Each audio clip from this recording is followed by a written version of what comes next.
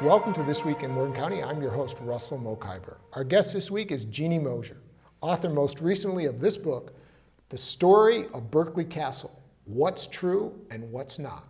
Jeanne's written a number of other books, including Images of America, Berkeley Springs, which is a pictorial history of Berkeley Springs, West Virginia.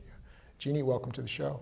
Thank you, Russell. It's wonderful to be here. Jeanne, people know Jeanne Mozier as the Star Theater, as a tourism booster, as a Berkeley Springs booster, but tell us a little bit about yourself. Where were you born? What was the work of your parents?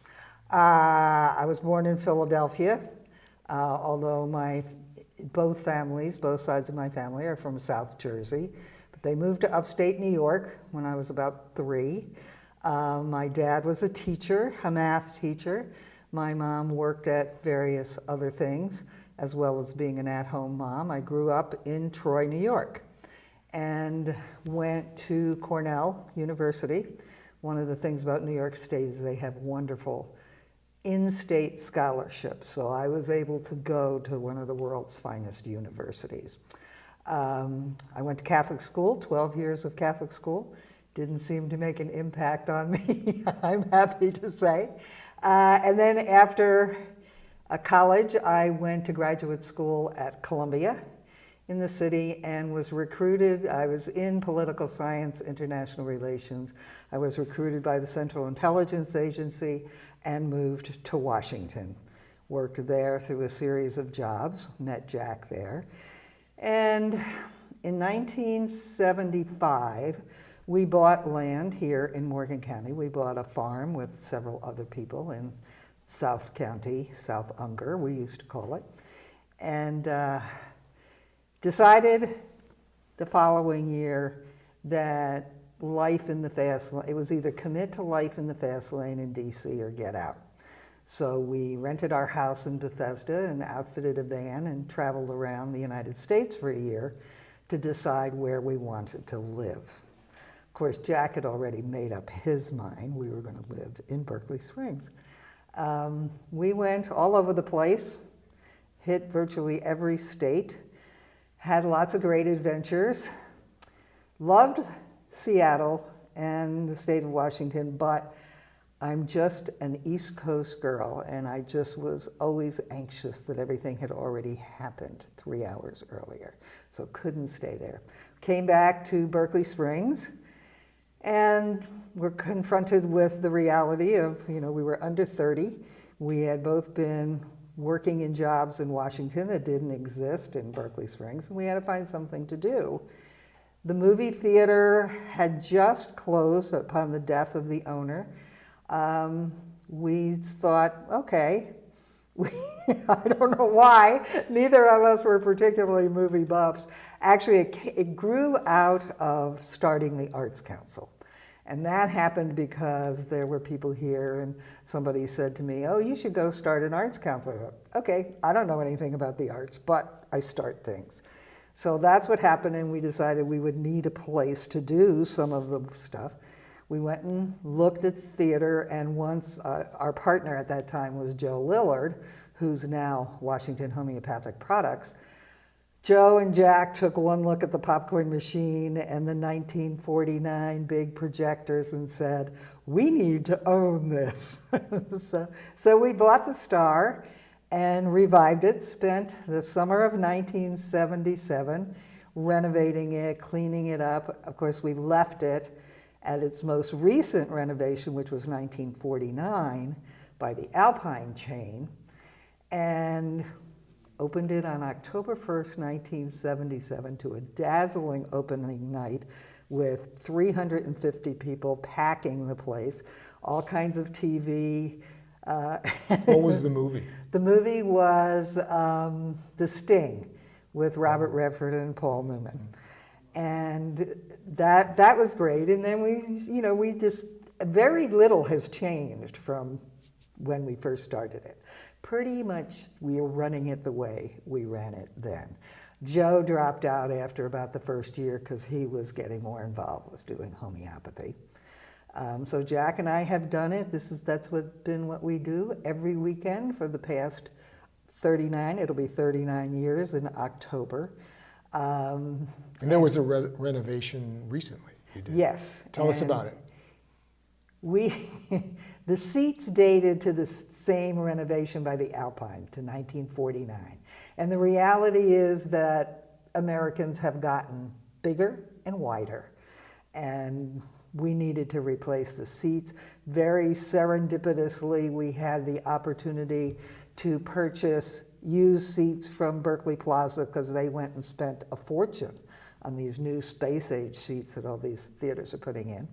So for the past probably 6 to 8 weeks, Jack and several other folks have been taking every one of those seats apart, cleaning them, painting them, taking out the old ones, which is a great story, and putting in the new ones. And we just opened this weekend with our new seats.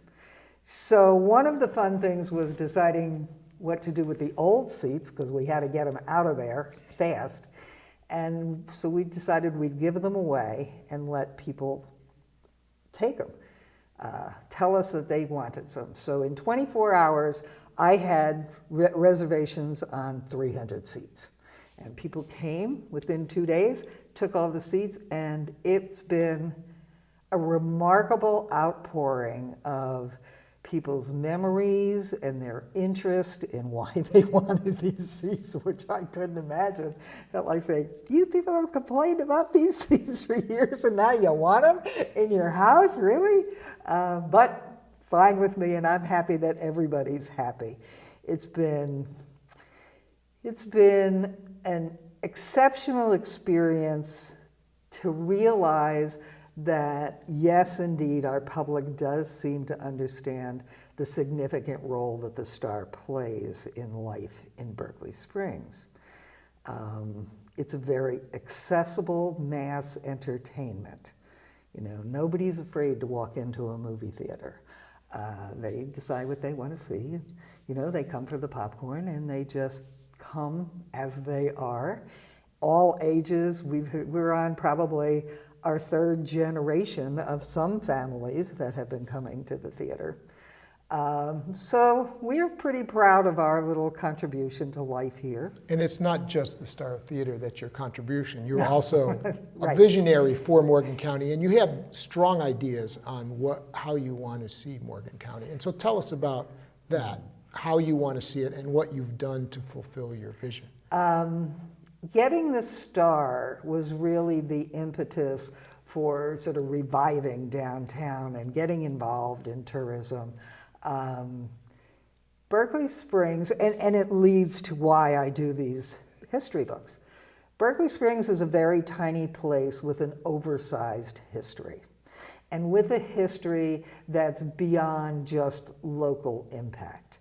I mean, from, you know, George Washington and Lord Fairfax to the kinds of folks who come here today from all over the world, to how famous the water is, all of that contributes to the stature and the profile of Berkeley Springs. So somehow, and in my more esoteric moments, what I tell people is the spirit of the spring summoned me here, and that, because this was not my idea. My idea was a penthouse in the Watergate and being Secretary of State. That was my plan. But it seemed like Berkeley Springs had a different idea, and so Wait a we second. landed here. Would you have been on your plan had it not been for Jack? Oh yeah, this was what Jack This was wanted Jack, to. okay. Yes, and it was fine with me. I mean, you know, it was like, okay, I'll do this. Seems like what we should do. And it was very interesting when we drove. Our property is on the Virginia-West Virginia line in the South County, and we drove over that line on March 1st, 1977 at like 6 in the morning. We had been driving all night, and this lightning bolt hit me and said, "This is where you're supposed to be."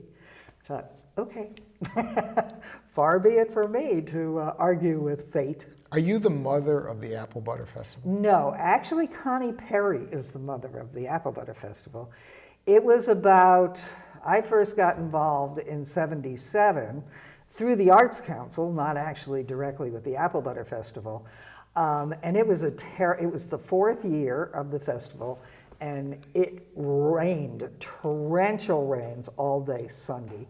The planners, the Chamber of Commerce, were all very discouraged, and so they were having a meeting to give up the Apple Butter Festival.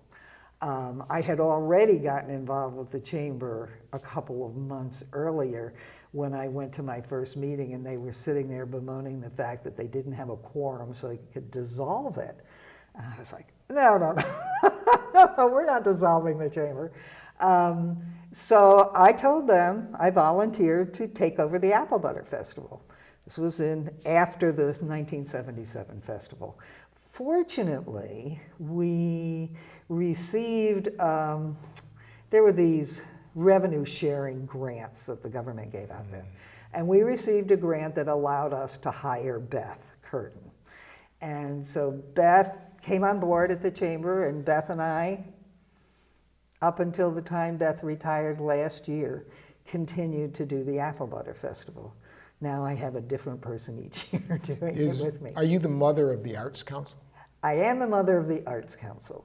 And that includes the Ice House and all everything that's going on right. here. Although, of course, all I do is hold the vision. There are a lot of people who do all of the ongoing work.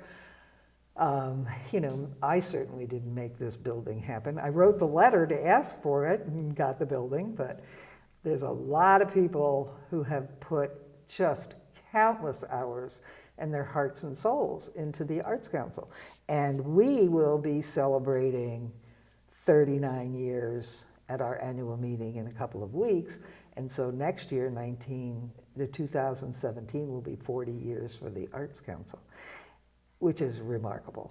I mean, truly remarkable. Morgan County is sort of in a state of flux. The Cool Font's up for auction in June. And there is this sort of push and pull between tourism and outside economic interests. Is Morgan County fulfilling your vision? I think Morgan County's been in flux as long as I've known. The real changes, doing the images of Berkeley Springs book and doing the historic research for the museum, and I'm a big timeline person. I like laying it all out and saying, oh, this is where it happened and this is where it happened and how they all connect.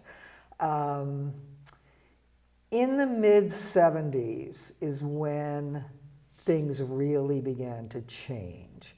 So up until the turn of the 20th century, Morgan County was, for all intents and purposes, cottage people, city people who came to the springs, who brought electricity, who brought the water, who built fancy houses, and then country folk.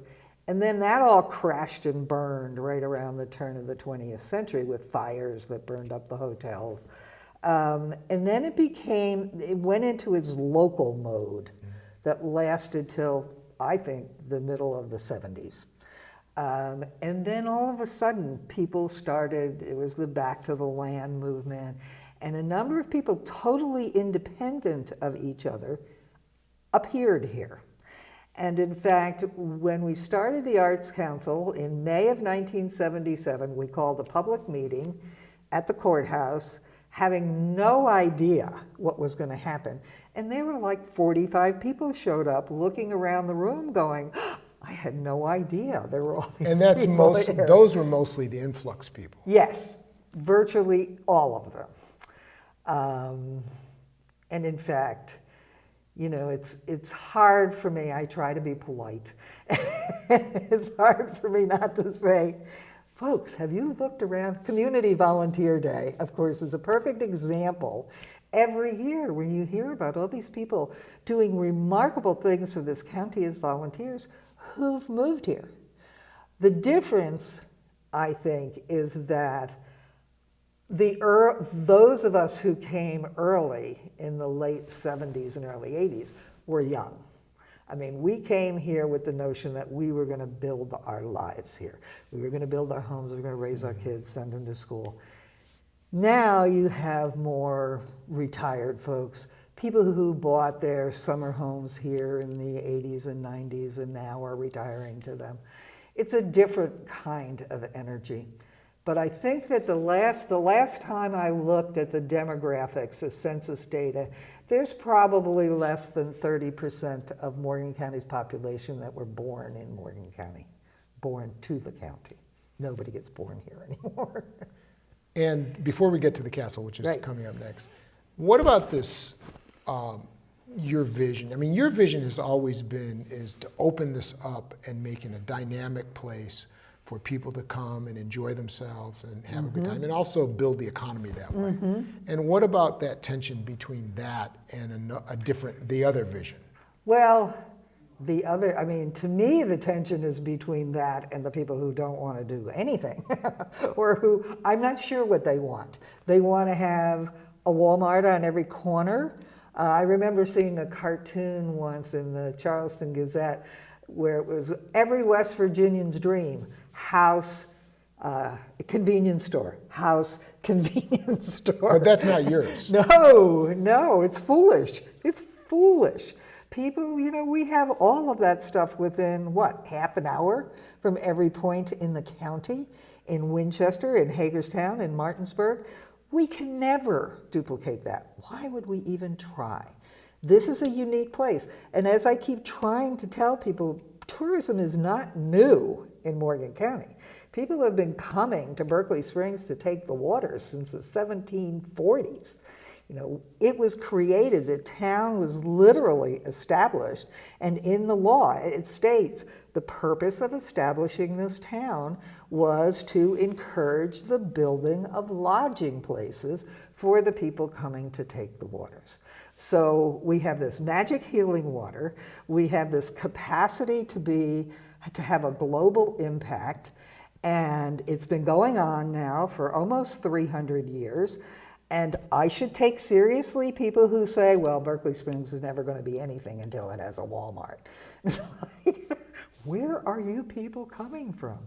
So, But we do have a castle, and you've written about the castle. What's true about it, and what's the myth? Oh, there are endless myths.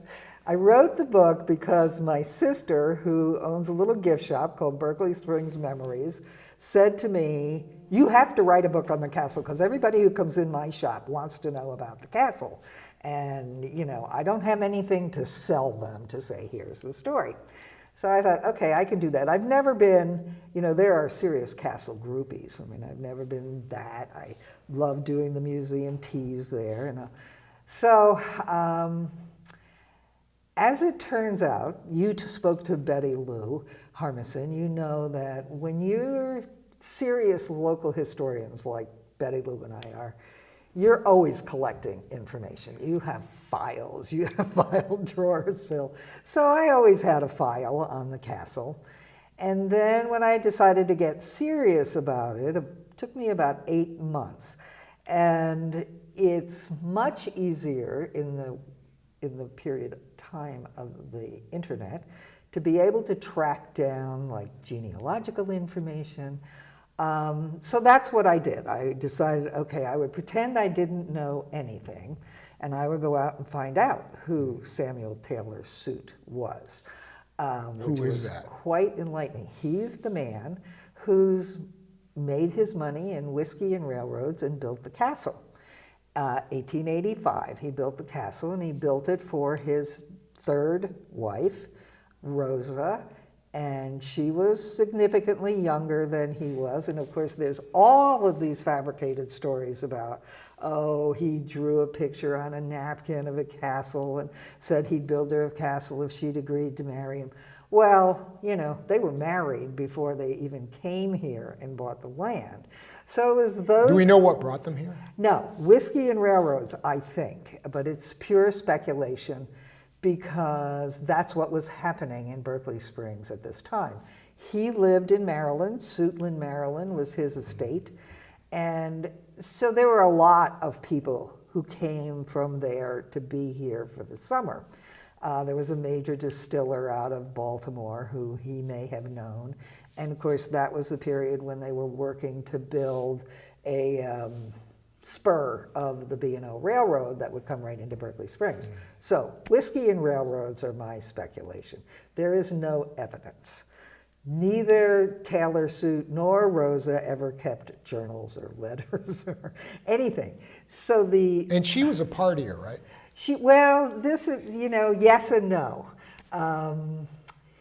The 1890s was a party time in Berkeley Springs.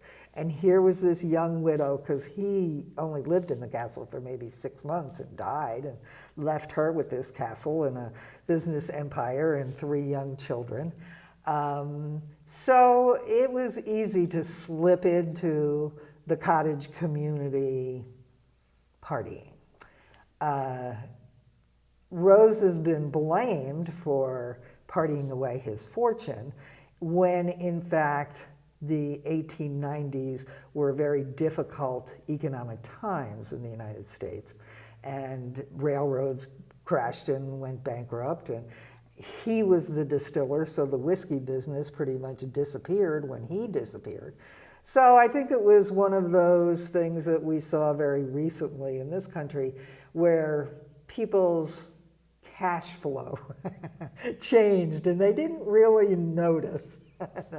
And then all of a sudden there's no money left, and that's what happened. She had to start selling off items out of the castle, land that he had, businesses. And of course, she didn't know anything about the business, so she was reliant on various advisors. How many times did the castle change hands? It went through a variety of periods. Rosa had it up until about 1903, and then there was a very tumultuous 20 years where the bank repossessed it, and then she bought it back, and and then in 1923, a local businessman bought it. He kept it until 37. In 37, a gentleman named Dr. Ward Kiesecker bought it, and he turned it into the base of operations for a boys' camp. And a lot of the fantastic stories came out of that period. And I'm sure it was, they were sitting around the campfire and they would tell stories about murders and ghosts and, who Taylor Suit was and who Rosa was.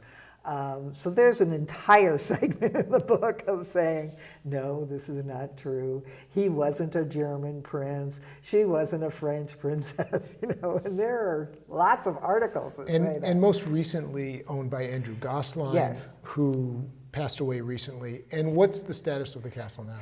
In the limbo of legal whatevers around when people die. Hopefully. What would be your vision for the castle? I mean, because I've always seen the castle as sort of separate and apart and a touch like not part of the community. Well, it certainly is. It certainly is something everyone notices. Now, for about 50 years, from the 1950s to 2000, it was open for house tours, and you'll find thousands of people who will tell you that they remember touring the castle. And if they had their way, that's what it would be again. Someone bought it right before Andrew. They spent about 2 years putting tons of money and bringing it back up, and then Andrew, of course, put a lot more money. So I'm happy the castle's in perfect condition. I think it would be hard.